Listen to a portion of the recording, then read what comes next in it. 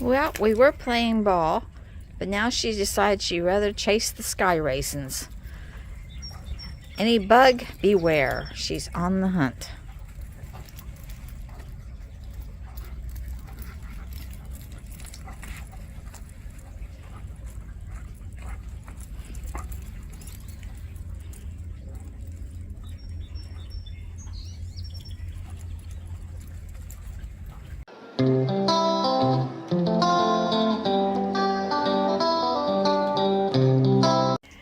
Hey everybody, welcome to Life of Sunny Lea with Kathy. You ever feel like you're reliving a movie? I feel like I've been in Groundhog Day. I just kind of kept looking around to see if Bill Murray's going to show up. But it seems like this has been a thing all week. I wake up to George Strait, Cross My Heart. About 15 minutes later, The Lion Sleeps Tonight. It tells me I better get myself outside and working. Go downstairs, get my coffee, feed the bird, open up all the curtains, go out and put the chicken, leave that loose, go out to the greenhouse, water it, open up the sides, come back, get Dusty, take her out for an hour to 2 hours, depending upon the weather and on the time, whether I have any appointments scheduled or anything. And then either go to town or get to work around here. And Sunday was Easter. We went to church and went out to eat afterwards. And then we took the Fiesta into the dealership to have it checked out.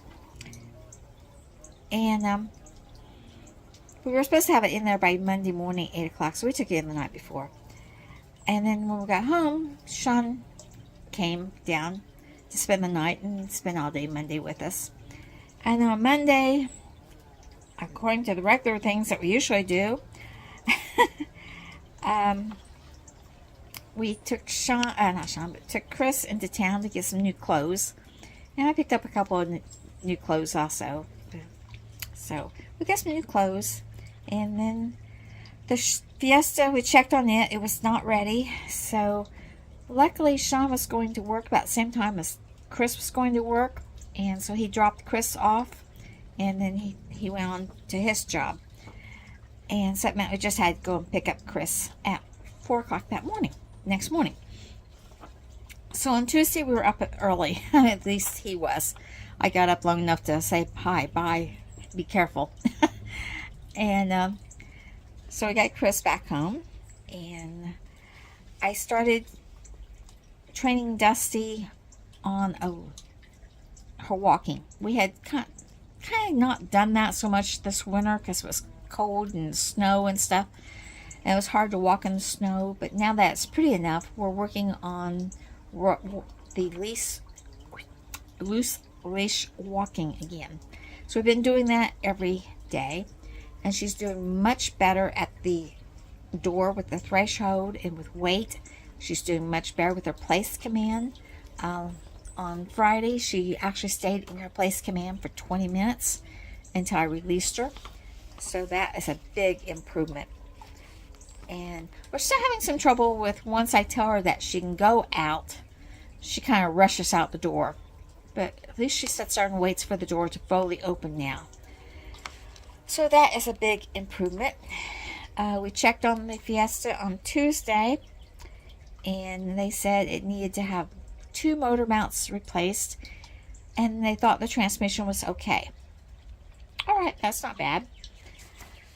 Wednesday, I decided I was home most of the day. In fact, I was home all day. I had looked at this pond and fish pond behind me, and it was a mess. We had scattered rocks everywhere, hunting for that snake. Remember, we had a snake last week we took away, and then I think it was Friday night or Saturday, I can't remember which, we saw another snake in the pond again. And we had been hunting for it and trying to get it out. So all the rocks were scattered everywhere. It looked really bad. And I've been wanting to redo this pond for a long, long time. And I've gone and drew up all kinds of ideals on how I want to look, and went and on the computer and got pictures of what I wanted it to look like. And I finally decided I was going to just work on it.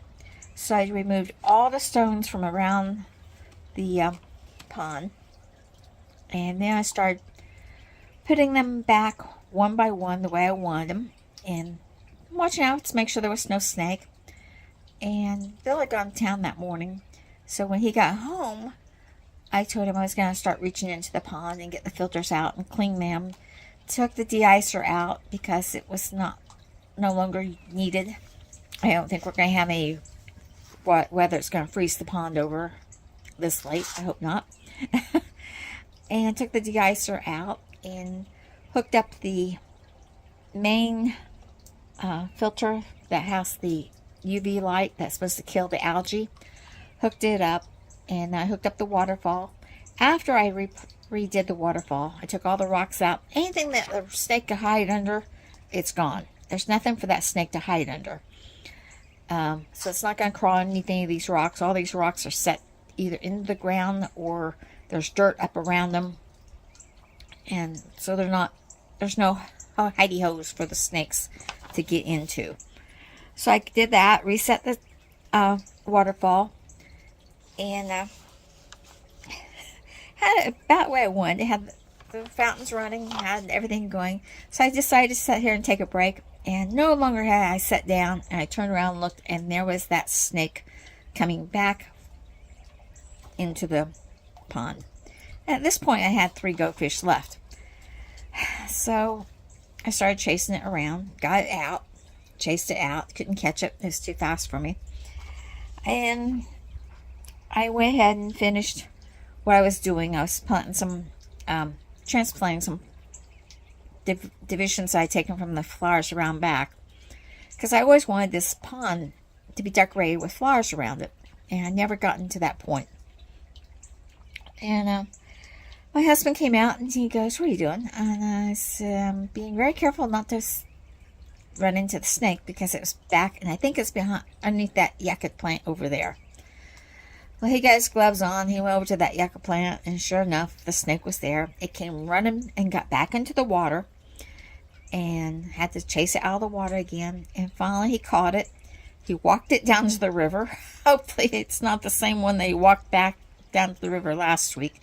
I, for one, cannot see any self-respecting snake leaving a natural river with plenty of fish in it to come to this little pond that, it's going to have a big old giant chasing it out all the time. Anyway, hopefully no more snakes. Unfortunately, I do not see any more fish in there either. And so Thursday, after the snake was gone, I worked some more on the pond and chose the design I really wanted. There was kind of a division between two.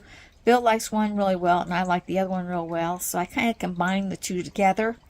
So I put the plants that he liked, and I put the lighting that I liked. So we kind of combined it.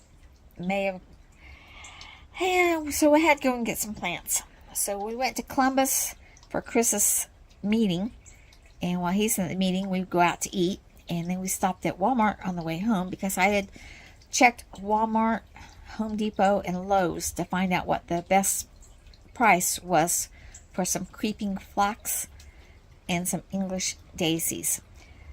And I found the lowest price was actually Walmart. So we stopped at Walmart and picked those up, and it was too late by the time we got home to put them out. I also ordered some solar lights that I want to go around the pond now. And on Friday, Bill went to town. Chris went with him that morning, and then he went to town again that afternoon. And I spent the day putting the flowers in.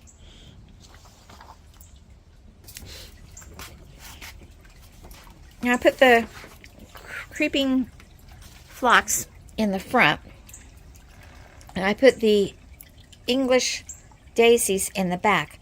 And the reason I did that is because I have to watch out for Dusty. English daisies are toxic to dogs. So I wanted those back on the back side so that she can't get to them. There's no way she can get to those without going into the water or going all the way around her thing. By the time she did that, I would be able to catch her.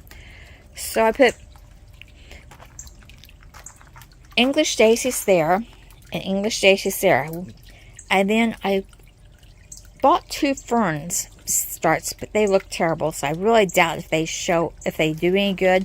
But one is planted right there, and the other one is planted right there.